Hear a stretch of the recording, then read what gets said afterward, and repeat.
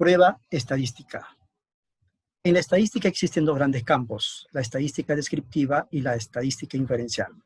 En este punto ya nos encontramos en la estadística inferencial, es decir, para la contrastación de las hipótesis.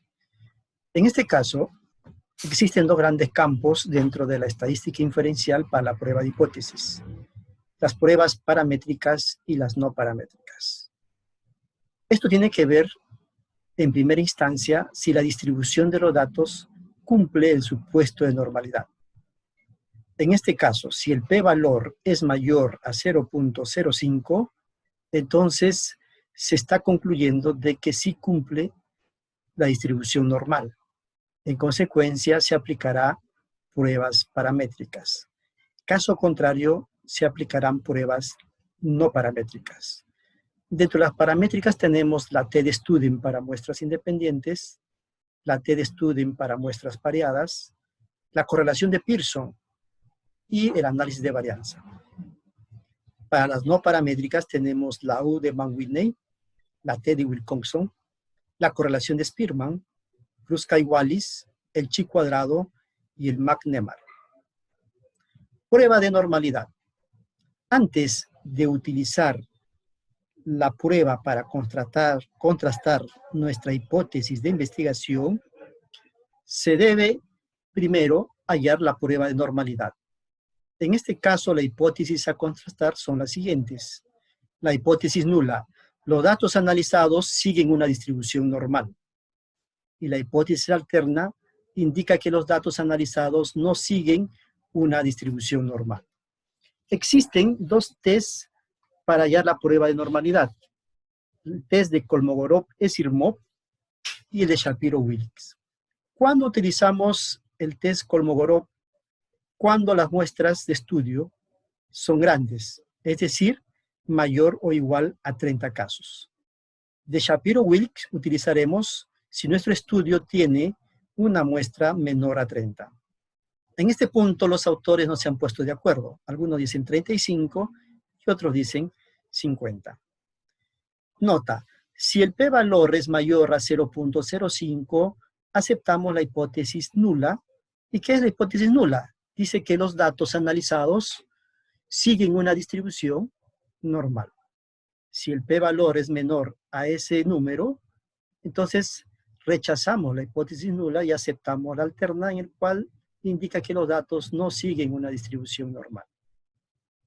Finalmente, si el p-valor es menor a 0.01, rechazamos la hipótesis nula de manera altamente significativa y concluimos, al igual que la anterior, que los datos no siguen una distribución normal. En resumen, cada pruebas paramétricas y no paramétricas tienen unas equivalencias. Por ejemplo, si mi trabajo de investigación tiene que ver con la comparación de dos medias independientes entre una variable numérica y una categórica, si existe normalidad, utilizaremos pruebas paramétricas como la t-de-Student para muestras independientes. Y su equivalente, cuando no existe normalidad, utilizaremos una prueba no paramétrica equivalente llamado U de Mann-Whitney. Si quiero comparar dos medias relacionadas, un antes y un después, como por ejemplo un pretest y un posttest, si es paramétrica utilizaré la t-de-Student para muestras pareadas. Su equivalente en las no paramétricas es la T de Wilcoxon. Si voy a hallar un estudio correlacional, si es paramétrica utilizaré la correlación de Pearson. Y si es no paramétrica, utilizaré la correlación de Spearman. En el caso que son mayor a dos medias entre una variable numérica y otra categórica, utilizaré el análisis de varianza. Si no es paramétrica, utilizaré la prueba Kruskal-Wallis. Para dos variables categóricas no existen las pruebas no paramétricas, perdón, en las pruebas paramétricas. Y en las no paramétricas existe el chi cuadrado. Para dos proporciones no existen las paramétricas, en tanto en las no paramétricas se utilizaría el McNemar. Vamos a ver un ejemplo aplicativo. En este caso, el título de tesis dice efecto del aprendizaje basado en proyectos en el logro de habilidades intelectuales en estudiantes del curso de Contabilidad Superior en una universidad pública de la región Huánuco. La hipótesis general que se ha planteado es la hipótesis alterna y la hipótesis nula. La hipótesis alterna indica que la aplicación del aprendizaje basado en proyectos tiene efectos significativos en el desarrollo de habilidades intelectuales en estudiantes del curso de contabilidad superior en una universidad pública de la región Huánuco. La hipótesis nula niega tal afirmación, el cual indica lo siguiente: la aplicación del aprendizaje basado en proyectos no tiene efectos significativos en el desarrollo de habilidades intelectuales en estudiantes del curso de contabilidad superior en una universidad pública de la región Huánuco. El diseño de investigación de esta tesis es el preexperimental, mediante la técnica del pretest y el posttest. El esquema es el siguiente. Se trabajó con un solo grupo. El O1 significa la aplicación del pretest, que en este caso fue una prueba de rendimiento. X significa el programa de intervención, que en este caso fue la aplicación del aprendizaje basado en proyectos, que duró más o menos 2 meses. O2 significa el posttest, que se tomó como una prueba de rendimiento una vez terminado el proceso de intervención. La idea de esta metodología es que aplicando un programa de intervención como es el aprendizaje basado en proyectos, en el posttest, el puntaje promedio debe ser mayor al pretest. Eso significa entonces que el experimento tuvo éxito. Pero antes de aplicar o conocer qué pruebas estadísticas voy a utilizar para la constatación de la hipótesis, debo hallar la prueba de normalidad. En este caso voy a usar el paquete SPS. Me voy a analizar, pongo explorar, luego me va a salir esta ventana, voy a poner el pretest y el posttest. En realidad debería poner las diferencias, pero lo estoy haciendo porque a veces nos vamos a enfrentar a este tipo de casos. Luego habilito en esta ventana detalles y hojas, histograma, y también habilito el gráfico de normalidad, que es lo que quiero hallar. Y luego pongo en continuar.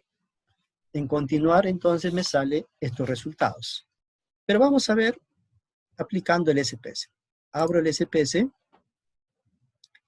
También voy a abrir la base de datos que ya lo tengo construido en Excel para poder copiarlo al SPS.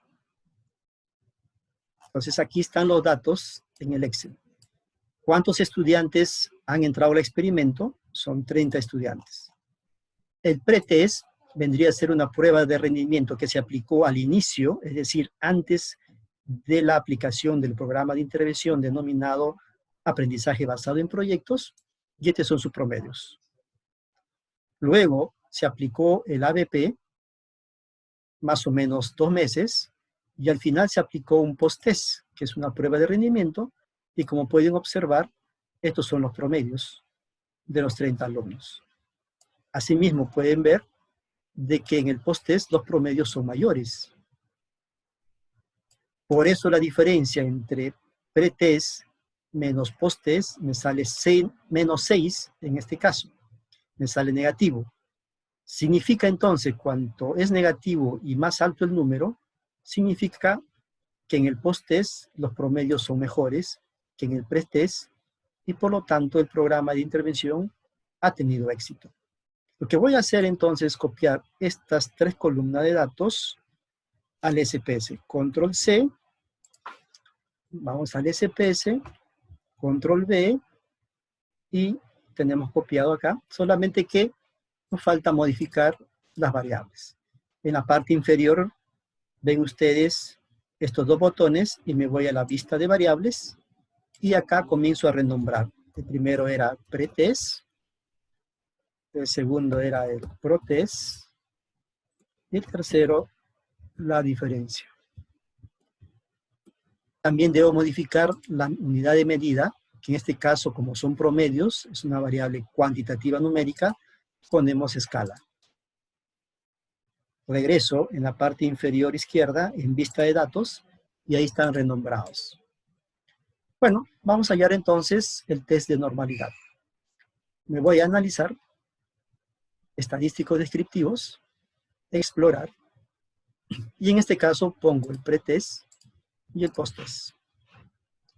Me voy a gráficos, activo histograma, y también gráfico de normalidad, que es el objetivo. Pongo en continuar y pongo en aceptar. Entonces, podemos ver algunos datos adicionales. Esto todavía no es la prueba de normalidad. Son datos adicionales, pero hay que saber interpretarlos. Podemos ver acá que el pretest y el posttest son 30 casos, no hay casos perdidos, por lo tanto ha procesado el 100%. En este cuadro vemos los estadísticos descriptivos, como la media, la mediana, la varianza, la desviación estándar, etc. Lo que yo debo ver es la mediana. La mediana me dice aquí que es 6 en el pretest, y en el posttest me dice que la mediana es 14. ¿Qué significa eso? Es decir, que es mayor. Significa que el programa de intervención experimental ha tenido éxito, porque los promedios, o la mediana en este caso, en el protest, es mayor al pretest.